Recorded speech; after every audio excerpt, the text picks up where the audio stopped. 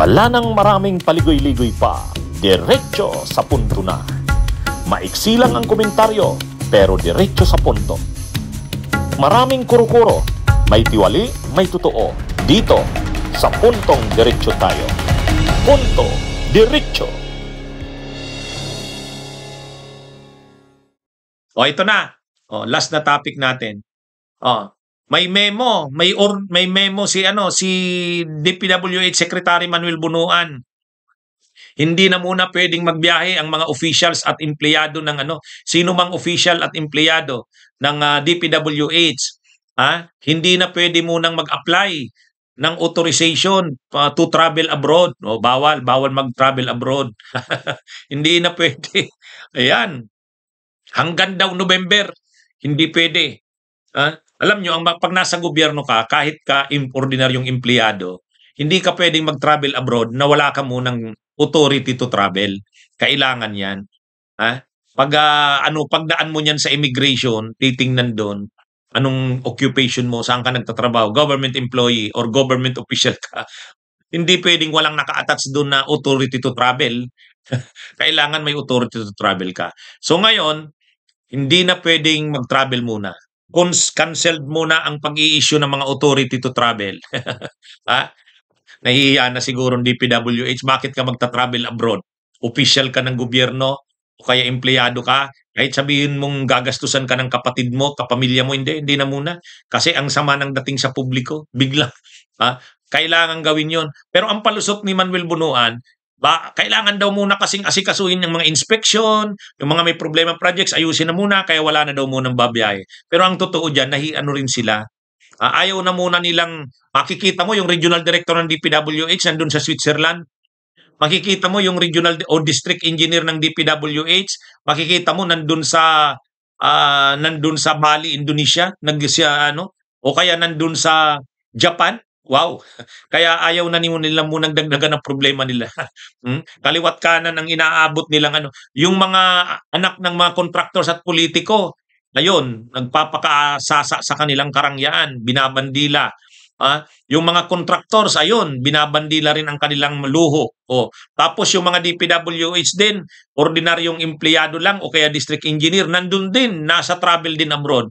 Grabe nga naman.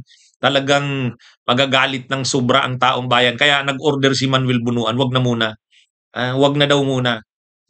Hindi daw muna mag-a-approve ng authority to travel. Hindi bibigyan kahit na maliban na lang daw kung emergency na medical reason. Ibig sabihin, magpapagamot, malala ang sakit sa abroad, magpapagamot sa abroad.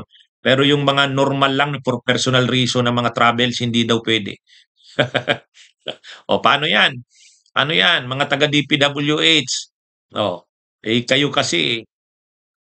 Anyway, mga kabunyog, mga kawayan, sa tingin lang naman natin, hindi tatagal. Ililift lang yan. Pag medyo malamig-lamig na, ano naman yan? Balik na naman. Balik sa dating kalakaran. Yan, sa totoo lang, yan ang mangyayari dyan. Mga kabunyog. Bawal munang bumiyahe sa ibang bansa mga opisyal at kawani ng DPWH habang iniimbestigahan ang mga questionableng flood control project. Sa pinirmahang memo ni DPWH Secretary Manuel Bunuan, hindi muna maglalabas ang ahensya ng authority to travel abroad. Gayunman, papayagan pa rin ang mga pagbiyahe kung ito'y para sa medical reasons. Patutupad yan hanggang sa katapusan ng Nobyembre.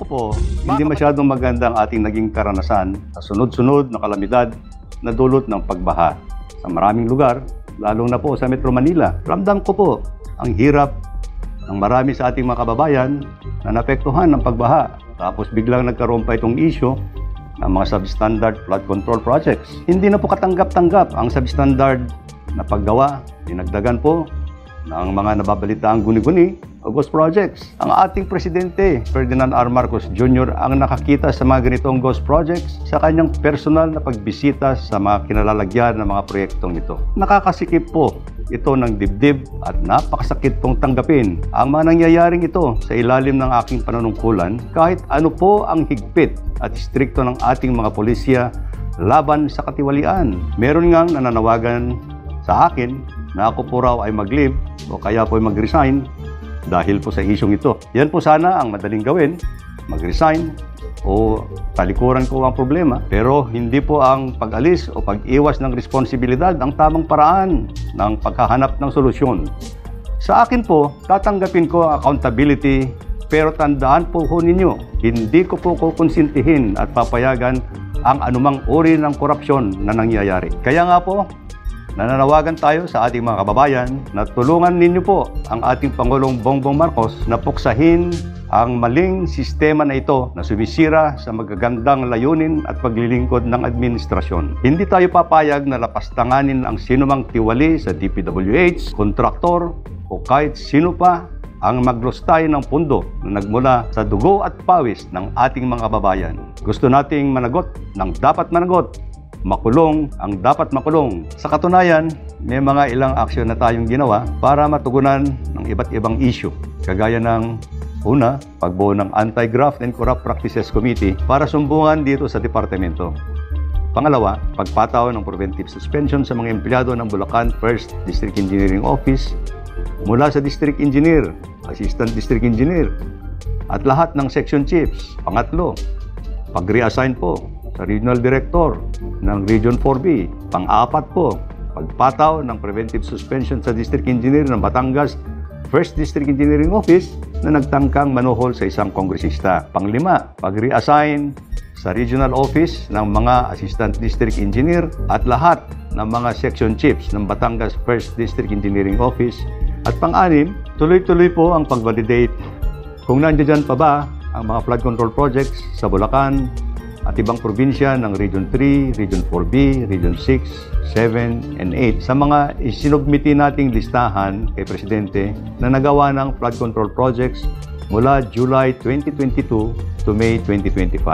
Samantala, meron nang sinasagawang fraud audit ng Commission on Audit sa mga kaduda-dudang proyekto sa Bulacan 1st District Engineering Office at hayaan na po natin na silang mag-imbestiga ayon sa kanilang mandato. Hangad po nating lahat ang kalutasan ng problemang ito na kagagawan lang ng ilang sangkot at mga iskalawag. Kaya po kami nananawagan na magtulong-tulong tayo. Taas noo ko pong sinasabi sa inyong lahat. Mas marami po ang matitino at mahuhusay na mga tao sa DPWH. Muli, hinihingi ko po ang inyong tulong na matukoy ang mga taong sangkot sa mga katiwalian sa mga paggawaing bayan. Bunyog, bunyog, halikan na kasama ka. Bunyog, kapag buklod ay may pag-asa. Luzon, Visayas, Mindanao, isa ang pananaw.